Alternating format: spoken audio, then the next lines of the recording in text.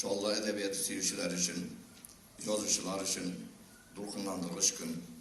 Mine 40 yıl ilek 8. yanvar günü 80. yılda Rıssızır Yazışılar Soyuzu'nun kararı bilen Sergey Mikhalkov'un imzası bilen bizning Şollu'da Kama Oryağı kalemiyelerinin uyuşması tüzüle. Hem şu günden başlap indi ol zor yol ötdi. Yazışlarımız, kalemiyeleri, başlap yazışlar, icatqa tortılışlar her vakit bizning Şollu'da göz önünde buldular.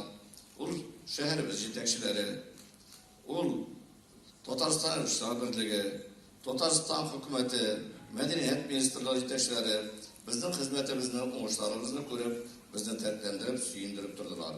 Hem aytganimizcha, mana shu yıllar içinde minglab kitap basılgan hem olar bizning xalqimizga ruhiy tarbiya bereler ekan, bu bitinde pek zo'r son. Qaybir xalqlarning, qayber respublikalarning yazışlarda şu kadar özel belki işlep kirmeyip turganlardır. Ol nindigina janrını olmayız. Proza. Mana Sovetlar so'ng'ishida birinchi roman trilogiyalar, zo'r eserler, zo'r poetik sikllar, sonet peylemleri, olar bir Şollu şehrinde başlap turdilar.